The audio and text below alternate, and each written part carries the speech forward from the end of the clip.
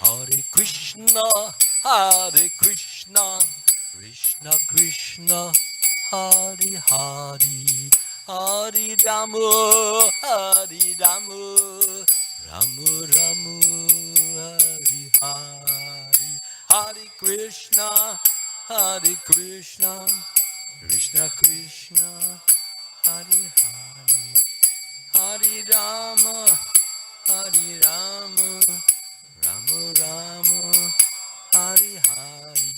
Jaya Prabhupada, Jaya Prabhupada, Jaya Prabhupada, Jaya Prabhupada.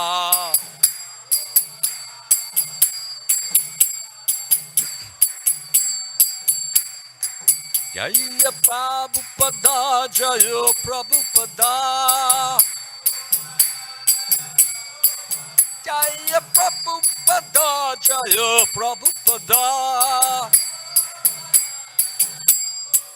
Prabhupada, Prabhupada, Prabhupada, Jaya Jaya Prabhupada, Jaya Prabhupada, Prabhupada, Prabhupada, Jaya Jaya Prabhupada.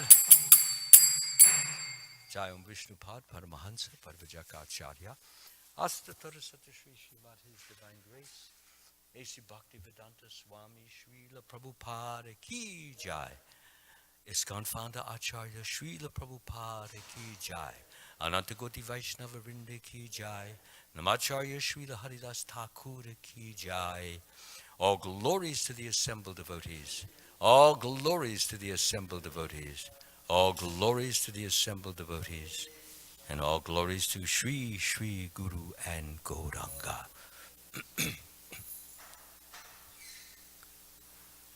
I'd like to thank all of you who are attending today's class here and on the internet. It's always my pleasure to share with you the glorious teachings that Srila Prabhupada has so mercifully bestowed upon us.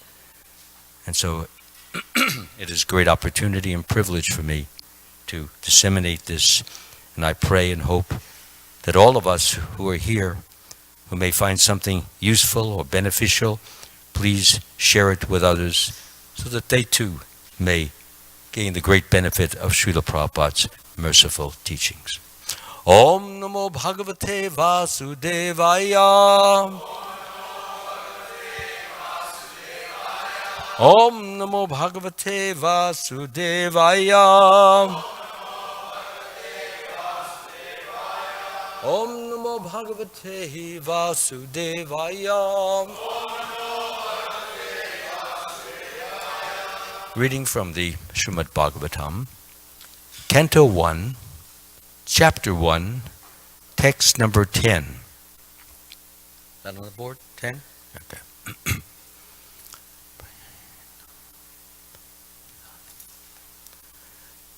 Prayena payasha sabhyam kalavasmin yuge janah Manda sumanda matteyo Manda bhagya yupadrata Prayanal payusha sabya Kalavasmin yuge jana Manda sumanda matteyo Mandabhagya yupadrata Prayanal payusa sabhya Kalavyasmin yuge jana Mandhasu mandamateyo Mandabhagya yupadruta.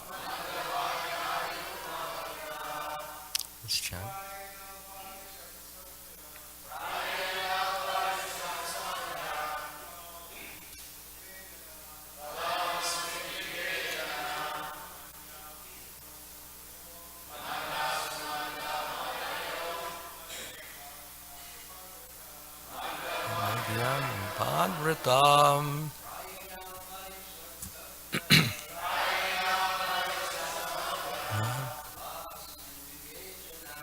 Alabhasmin yuge jana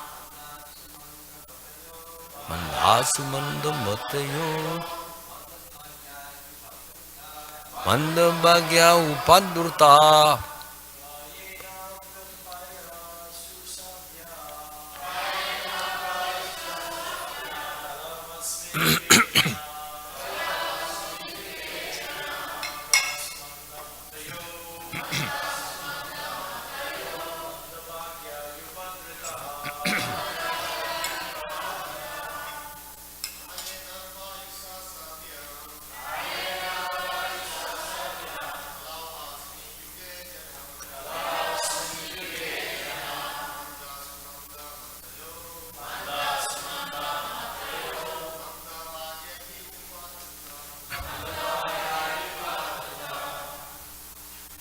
Ladies, please.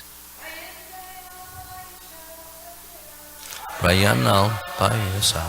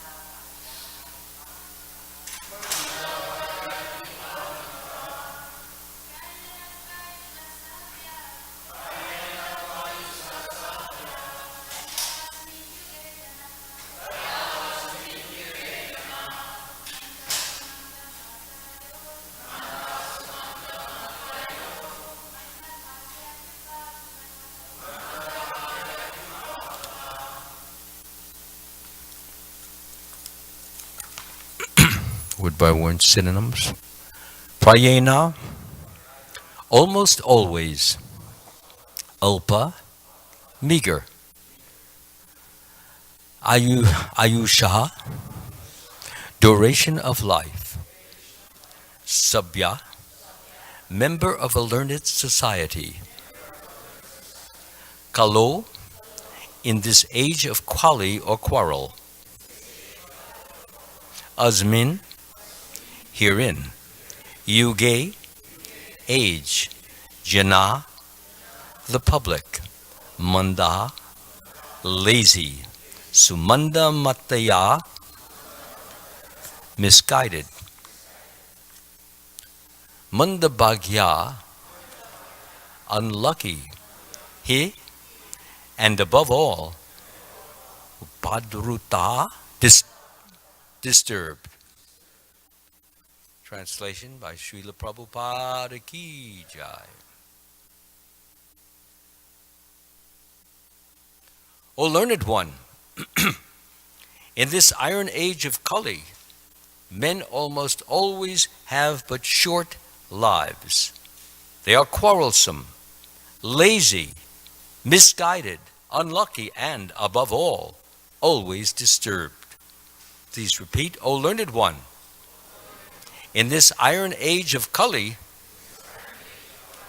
men almost always have but short lives.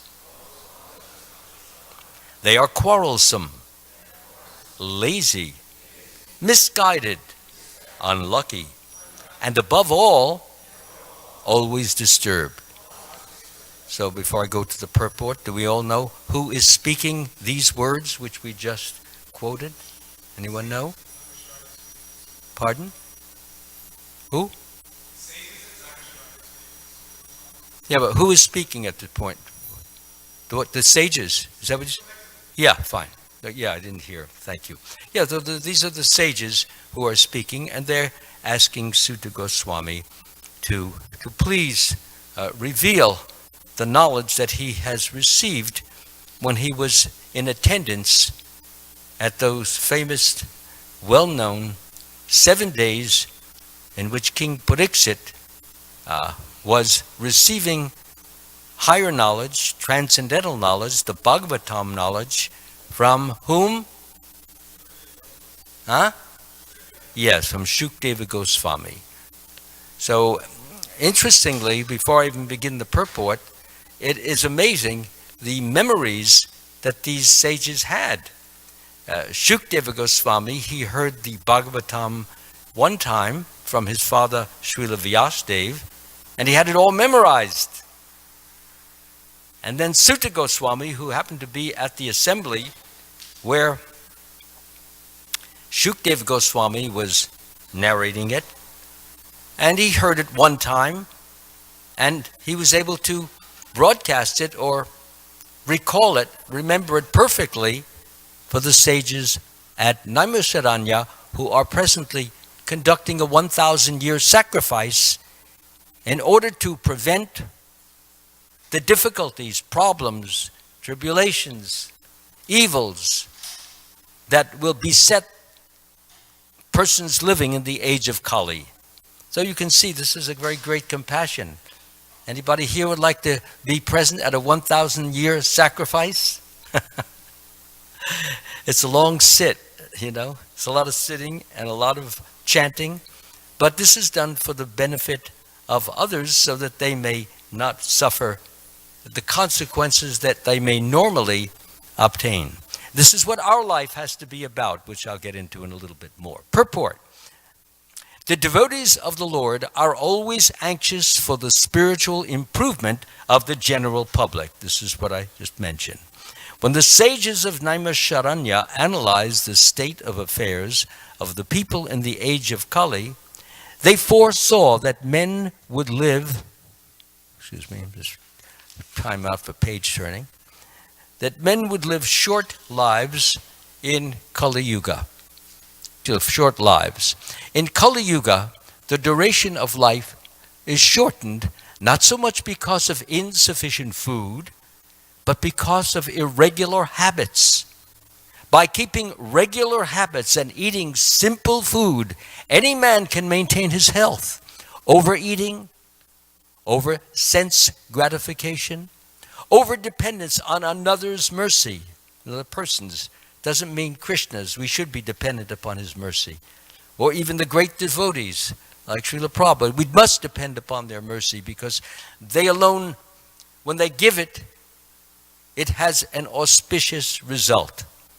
So yes, that dependence, yes, but not on just this one, that one, here and there.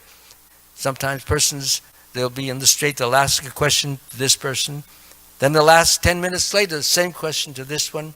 And so for a whole hour or 2 hours, they're asking the same question. Then finally at the end, he begins to wonder, because there were little differences in what he heard, he wonders whether he got the right answer. So tomorrow he'll ask 10 more people.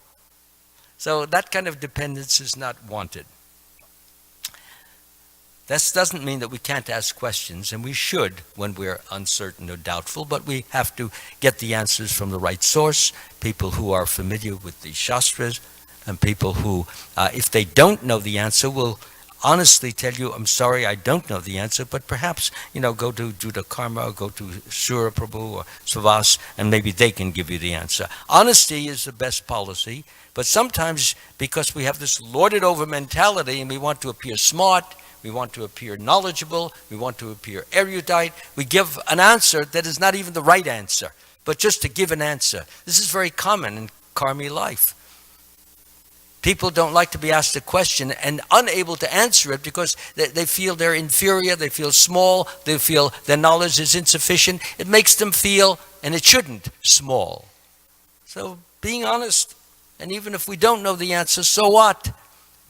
The only one who knows all the answers is Krishna anyway, so that should give us some consolation. By keeping regular habits and eating simple food, any man can maintain his health. Overeating, over sense gratification, over dependence on another's mercy, and artificial standards of living sap the very vitality of human energy.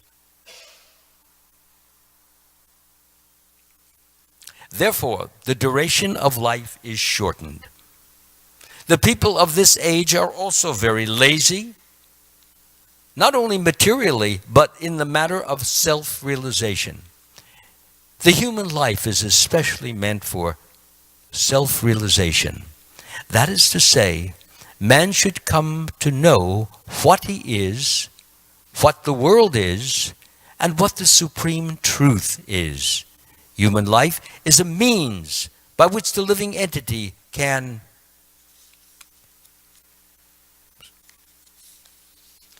end all the miseries of the hard struggle for life in material existence, and by which he can return to Godhead, his eternal home. But due to a bad system of education, men have no desire for self-realization.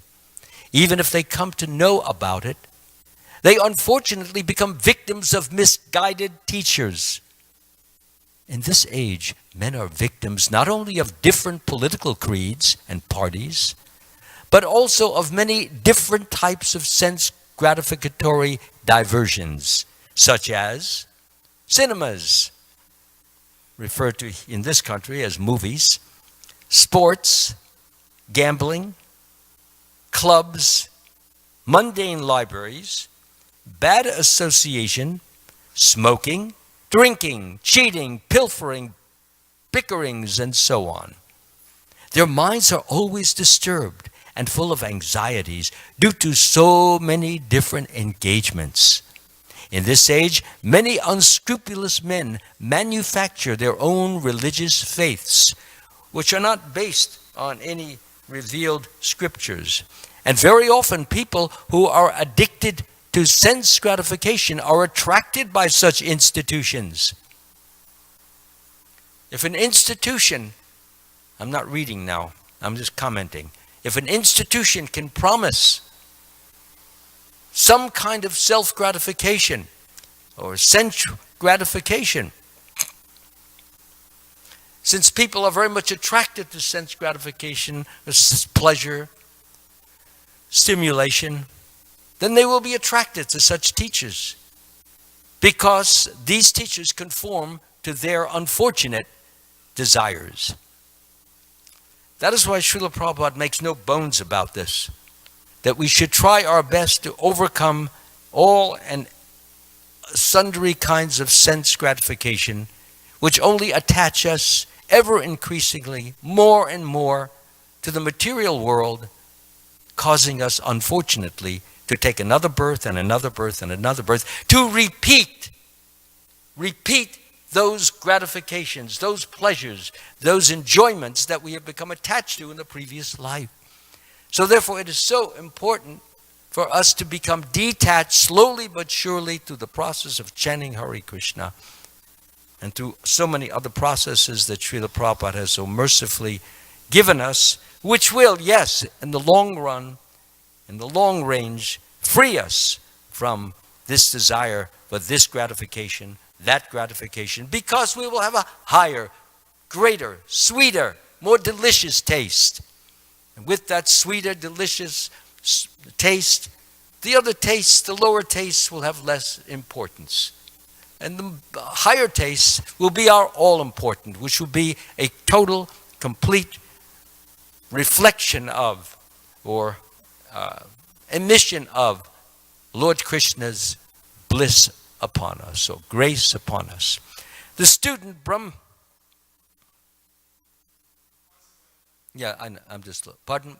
thank you.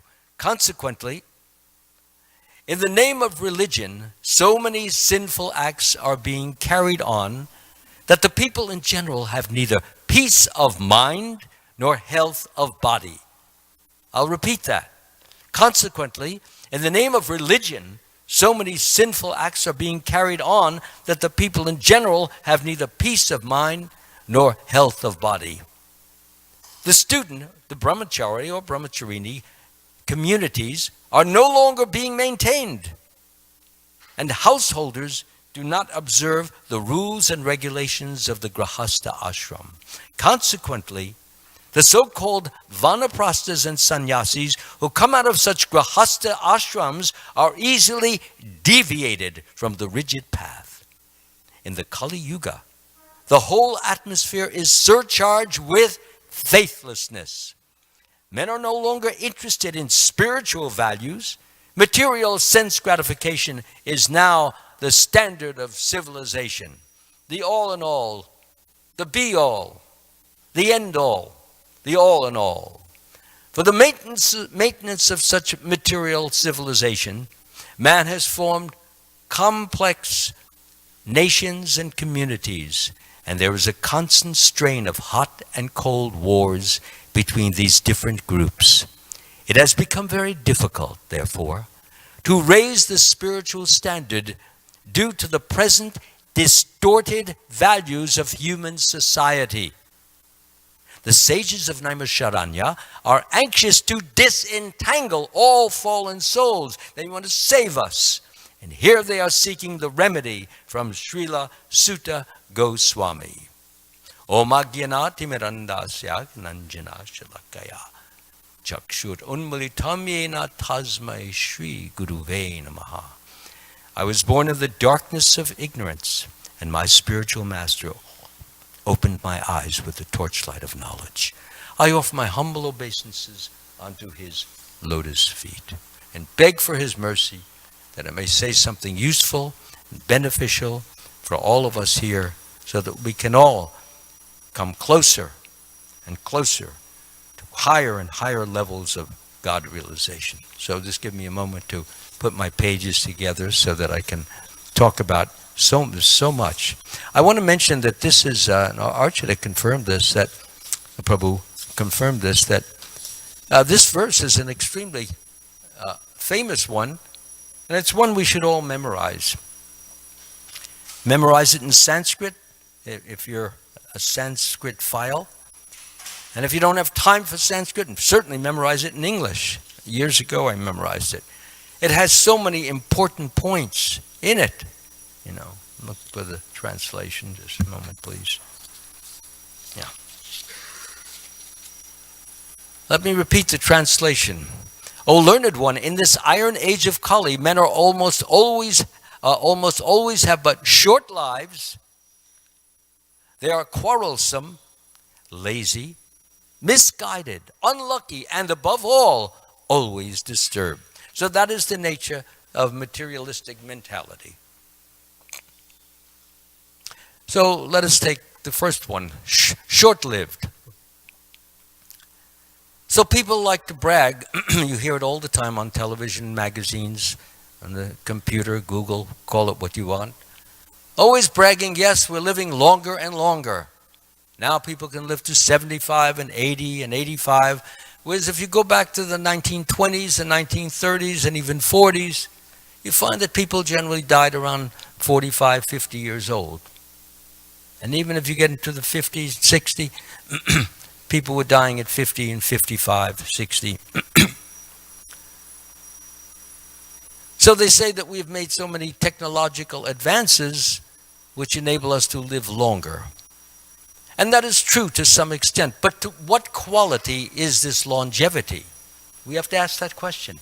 What is the quality of our life even though we are living longer? You get a single bypass, the heart, double, triple, quadruple.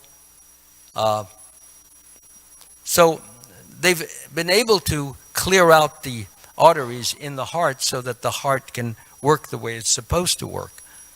But the process involves a lot of involved complex surgery, which in the end result generally means that a person who gets this kind of surgery or gets some other surgery in the lungs, has a lung removed, or has a the liver replaced, or possibly has a pancreas disorder, or has a kidney replaced.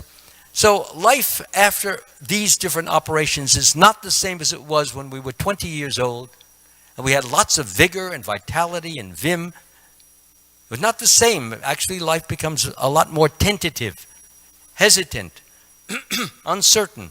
You just can't pick up and start saying, well, I'm just going to really jog my feet off when you've had a quadruple bypass. Just walking in itself is a great accomplishment. So life becomes one has to be very careful with what he eats, how fast he walks, how much anxiety he has. All these are factors which can influence the operation that we have had. Sometimes the operation, Sri Sachi, your watch is shining right in my eyes. Thank you. So sometimes the operation has this effect that it causes persons to live a life of uncertainty, anxiety, overwatchfulness. It's not a peaceful life. It's not a calm life. It's okay. You got 30 different pills that you have to take. One for prevent the withdrawal of withdrawal of whatever has been sewn into the body. Another pill so that you don't get a headache. Another pill so you don't get digestive problems. Another pill. So persons, I've seen them open, sometime in the airplane, a person opens up looks like a compact, ladies, they have these compact, and I see a red pill, a green pill, a purple pill, a white pill, and so forth. And they said, they look at the watch, okay, and then 15 minutes later, a different pill and a different, your whole life is dedicated and predicated on just taking these pills, which are meant or designed to quiet symptoms, and they do. But each new pill that is taken becomes the precursor of a new disease, because most of these pills are made of poison. And so the poison has the wonderful effect of getting rid of a particular symptom, but it becomes the basis of a new disease. And Prahlad Maharaj, he mentions that also. So therefore our whole life is governed by the doctors, the specialists, the pills, and so forth. This is not real, true longevity. It means we put years on, but it's not the longevity, for example, that the Pandavas had when they entered into the battle of Kurukshetra. Yudhishthira was 100 years old. Bhima was 99 years old. And Arjuna was 98, and the twins were 97. And Bhishma Dev was near 170. That's an approximation based upon the generations. 170, he's out there like a 25-year-old sport. He's running, he's jumping, he's firing arrows. He wields a club like a young person. Real health, because they lived right, they exercised, they ate the right foods. And they practiced virtue. They performed ceremonies. They maintained good sadhana. Got up early, very early in the morning, like we do here. This is all wonderful training that Srila Prabhupada, again, has so mercifully given us. Normally, I would just sleep to 8 o'clock. Sometimes I still do. But sleep to 8 o'clock. But Srila Prabhupada has expressed and explained the virtue, the value of austerity, how it purifies us, how it strengthens us, how it firms us, so that when difficulties, trials, tribulations, problems arise, we are able to deal with them because we have what they call intestinal fortitude. Intestinal fortitude means the grit, the steadiness, the purposefulness, the readiness to deal with it, fight it, overcome it. That's what austerity does for us. So although it's difficult, after some time, those things which previously, long ago, would give us great problem, great trouble, become easy. For example, when I was 25 years old, if I had to get up 4 o'clock in the morning, I would pass out practically. Couldn't handle it. But after a while, it gets easier and easier. And then it becomes just commonplace. So compare that to the persons who have to get up at 7 and 8 and 9 o'clock.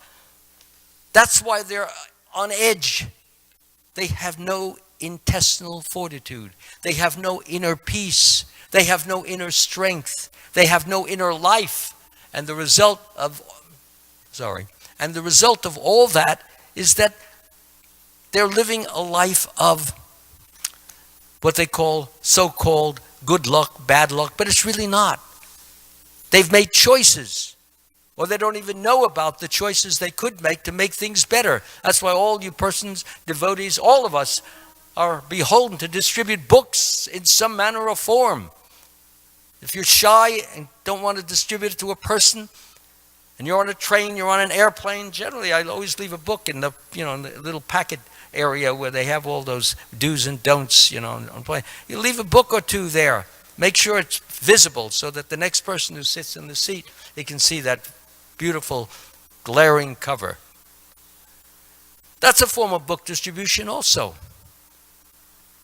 Or you can just say, look, this book has done me so much great, wonderful happiness. I can't resist it. I have to give this to you. Please take it. And if you'd like to give a donation, fine. And if you don't need the donation, then just keep it. And if you love it, if you feel better from it, you can send me a donation. Or send the donation to the publisher.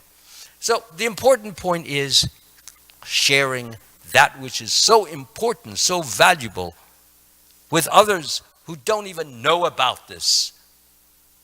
So Krishna has given us an assignment to make certain others know about it, learn about it, become knowledgeable in it, and thereby can help their families, help their relatives, help their friends, help their co-office workers. We have so many wonderful experiences, so many letters. Like Vijay, he sends us regular letters, and we see so many things just like what I'm talking about occur. People get it. Sure, millions don't become devotees overnight, but even if 1 or 2 or 3 become a devotee and are favorable to it and want to enjoy, want to get involved in it, that's wonderful. Even Bhaktisiddhanta said, if I can even save one person, I feel fulfilled. One, because real saving means not just putting on a show of how many verses I can do, or putting on a show of how beautiful I can sing the mantras. It's all has to do with compassion. It has to do with sympathy. It has to do with empathy, feeling another's problem and wanting to relieve it because you feel that pain which we ourselves have experienced. That's why when Krishna gives us a little pain and suffering and difficulty and tribulation, count it as a blessing because it will make us a better preacher. So many people I knew who made so many offenses. People who didn't even think about offenses, and then they were hit, smacked, knocked down with some heavy disorder, disease. Made a complete transformation in their character. They were a pleasure to be with. So when Krishna gives us something untoward, unfavorable, it's for the purpose of enabling us. We ask, help me to become God-realized. Krishna is saying, yes, you suffer, and you will become God-realized. Because then nothing will bother you in the ultimate analysis. Why? Because of the fact that you know what it is to suffer and you don't want to give it to anybody else. That's so important. That means real ahimsa. When inwardly we don't have any desire to harm, to hurt, to put down, to condescend to gossip about, any of this. So our main interest, our main concern has to be to try and become more and more Krishna conscious in an attitude, in a mood of complete appreciation for what Srila Prabhupada has given us. And we can show that appreciation not merely by lip service, but by going and doing our service, whatever that service is, whether it's dressing the deities, feeding the deities, cooking for the devotees, chanting the holy name, remembering Krishna, remembering his pastimes. Any of those things help us to become closer and nearer and more pleasing because we're pleasing Krishna to him. So that is our main business. So now getting on with some of the points here. Short-lived, I've talked about that. So real longevity, Bhima, Yudhishthira, Arjuna, and many of the others there. But this other, we can't really, it's not real longevity, it is what you call patchwork longevity. You stitched here, stitched there, and don't ruffle your feathers, otherwise all the stitches may come out. Another is that's mentioned here, that they are quarrelsome. People today are quarrelsome. Why quarrelsome? Because they have no peace.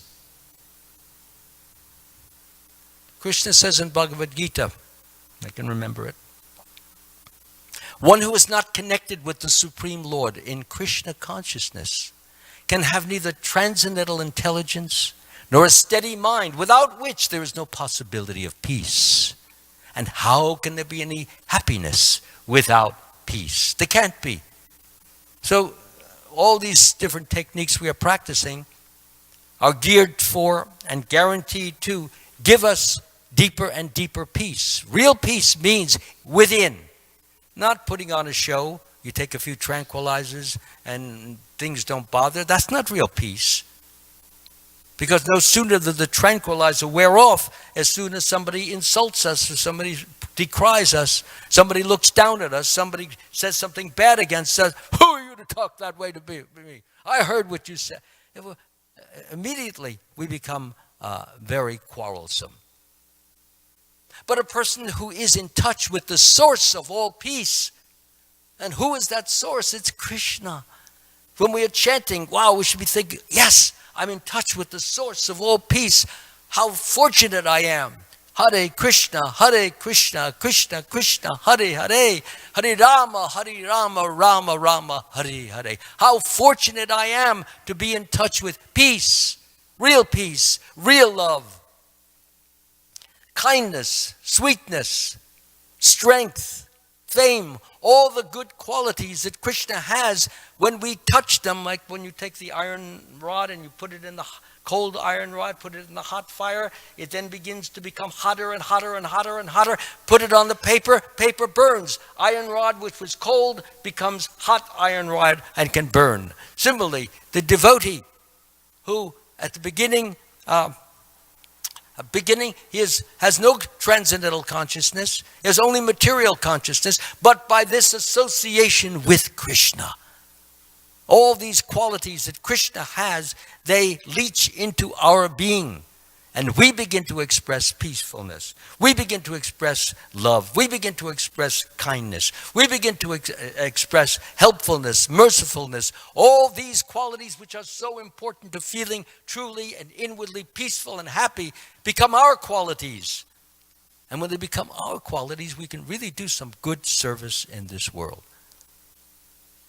When somebody insults us because we develop the quality which Krishna is perfect in, is humility.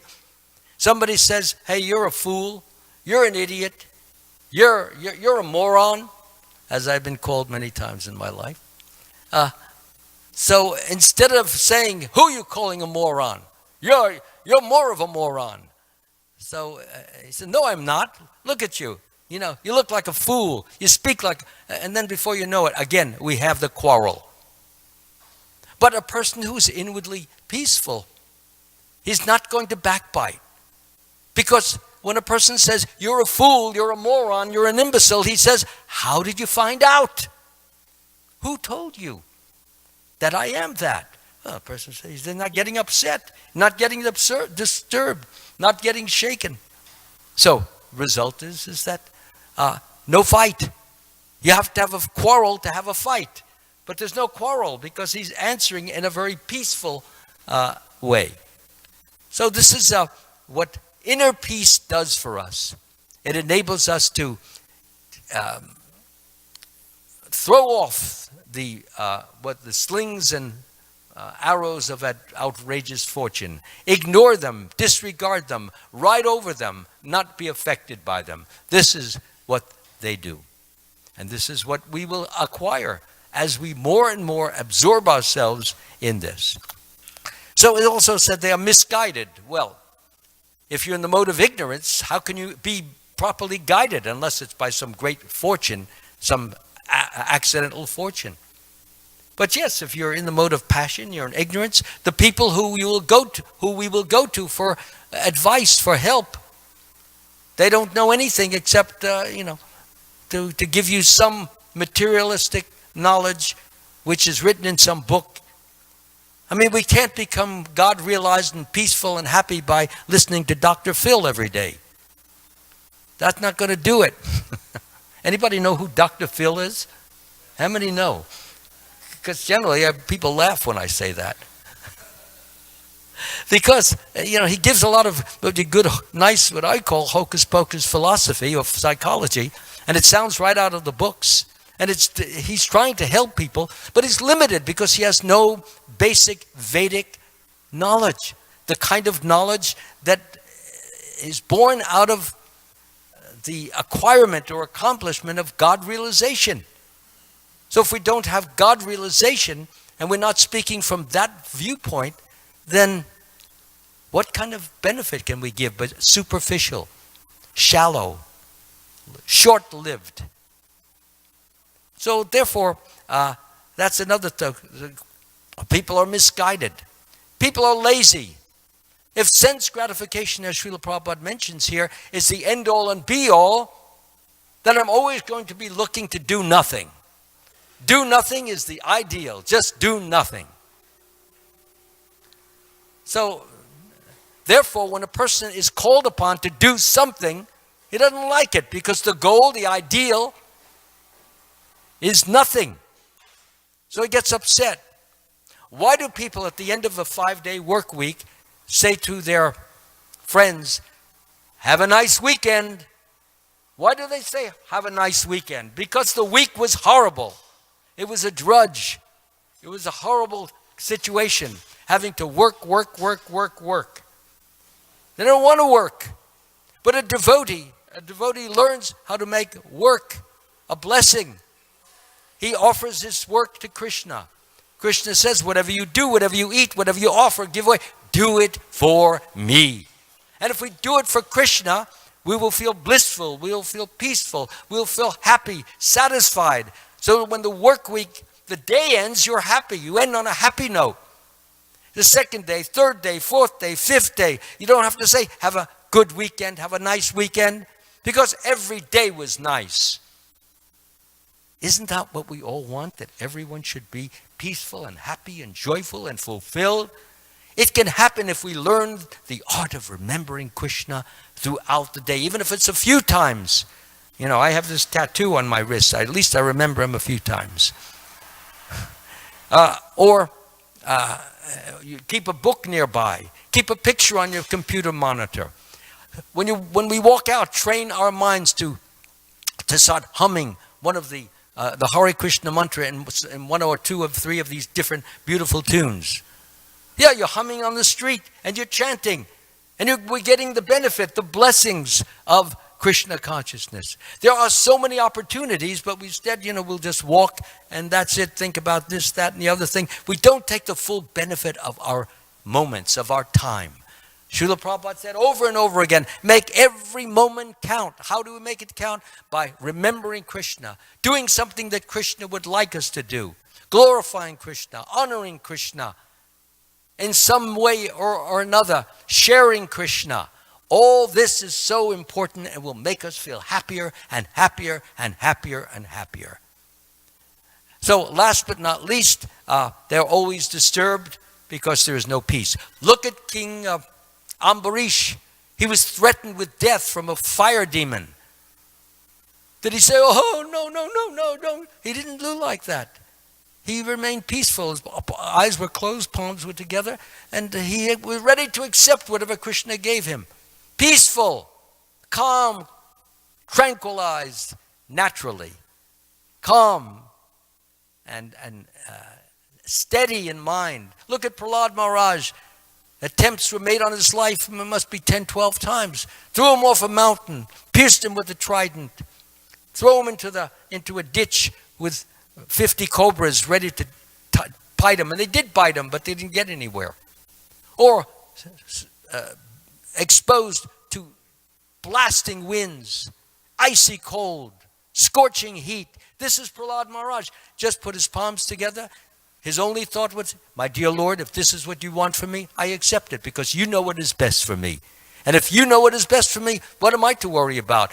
None of these things affected, disturbed, shook, or in any way agitated him, because he was peaceful within. And that's the secret. And everything we're doing is designed, geared for, and focused upon helping us achieve peace within. I know in my own life, my own degree of peace has definitely gone up. I always used to be a very emotional person. I still am to some extent, but nowhere near what it was. And on the basis of that benefit, we should not in any way feel ashamed or hesitant to really shout out, if you will, these teachings for the suffering, miserable, bedraggled humanity. Thank you very much. All glories to Srila Prabhupada ki. Srimad Bhagavatam ki. If anyone wants to ask a question, we've gone way over time. You can come up to the Vyasa-san, and I'll be more than happy to answer it. And if I can't, I'll send you to Vijay or my good friend here. Haribol Prabhu. Jai. Thank you. Krishna. Haribol.